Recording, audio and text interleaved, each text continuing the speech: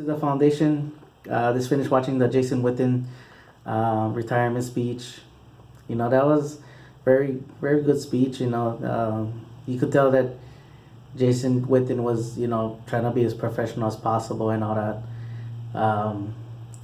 But like there was a couple parts that I was doing a little bit of Mike Myers impersonation from Saturday Night Live.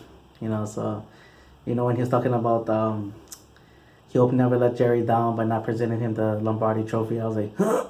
I verklempt. Jason Witten, first ballot Hall of Famer. Discuss.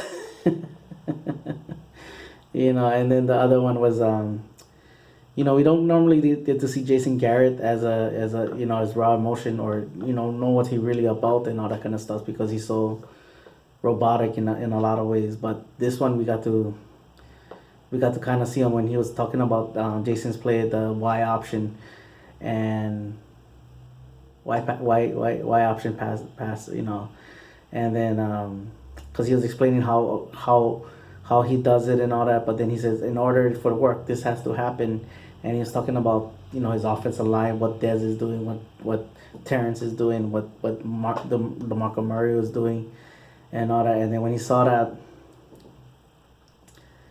And then when he said that, and he said, Jason's talking about this, and it's a play that he gets so much success in, but yet it was about the team, and you saw Jason really get emotional, and and then again, you couldn't help but feel moved by that, and it was like, I fucking Des Bryant caught it, discuss, and that was a very that was again that was very nice. Man, those like, and then there was some funny parts to it. Jerry Jones had to interject a little bit in there. Like when Jason Garrett was doing that jab punch to Jason Witten, and then all of a sudden Jerry was like, yeah, if he does that to you again, I hope you knock the hair out of him.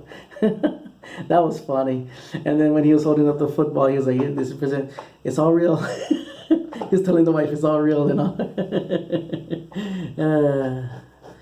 that was funny as hell. And then one thing too is like I go by what Jason Garrett has done when basically from 2011 on. I know he took over in 2010, but it wasn't his draft. So basically pre that era, when he outbeat Ladasor and Sean Lee is left and all that. So it shows how much times it's changed and all that. And talking about that Y option play, people talk about Tony Romo and him was this best buddies, best friends and all that. And sometimes the media played off of that, but remember Romo didn't play the first 3 years. So he had to catch passes from Quincy Carter, Chad Hutchinson, Drew Henson, Vinny Testaverde, Drew Bledsoe.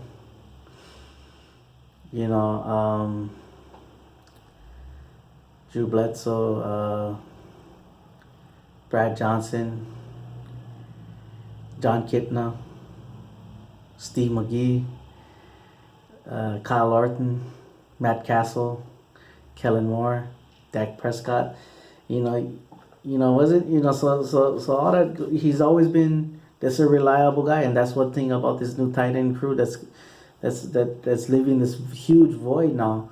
He it's one thing to be a hard worker and all that, but it's another thing to have all the trust of the coaches.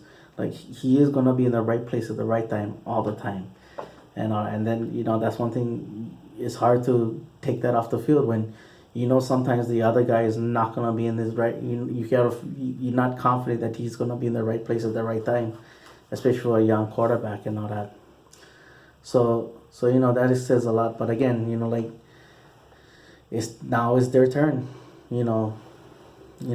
Whoever it is, the guy with the most experience, Jeff Swaim, and all that, to like Blake. I mean, Rico Gathers, who who there's a lot of hype about and all that. He just got to put in the work. He has to earn the trust. It's one thing to have all that talent, but you got to earn the trust and all that. And he's gonna get his opportunities now. There's no excuses now that I didn't get my share turn and all that. He's gonna get it. Blake Jarwin, someone that we really like. Dalton Schultz and David Wells. Too bad they didn't get to learn from one of the best. But hey, sometimes you gotta create your own path and all that. So dang, it's like, and it sucks too, because it's like, like we see in the whole catch thing and all that, like we go poor Roman because you saw the pictures and all that. Jason Witten, I mean, damn, man, it sucks that everybody makes fun about the catch, but this thinking about like someone like Romo and then someone like Jason Witten who's done it for years, gets basically a ref to decide the game and all that. That's gonna be because then now the rule is changed. That's why the only reason why I bring it up and everything like that. But as far as him being a Hall of Famer, I think being a professional and all that, I think he's gonna get a lot of consideration. It's depending who's up with him too. I think I'm saying that he's gonna be a first ballot Hall of Famer, but sometimes you just never know because people gonna hold that the lack of playoff victories, against him and all that. Who's gonna hold it against him? Man, when Zeke was having fun and all that, the memories of seeing Jason laugh, getting a rise out of Zeke getting a rise out of Witten, go man, go Jack and Witt, old man Witt, love you Witt. And just trying to get it to laugh during the interviews or whatever. So it was fun to see that, and and from what all Jason said, Jason Witten said, Zeke has a great opportunity listening to him and going, hey, let's do it now and all that. But yeah, great. It was a great one. But all right, thank you, Jason Witten, or saying Hawaii. When I can do a little bit in Filipino, salamat po. Portuguese, obrigado. In Hawaiian, mahalo nui iloa. And I'll finish off with that. Mahalo nui iloa, aloha, ahui ho. Paniola boys, and go Cow.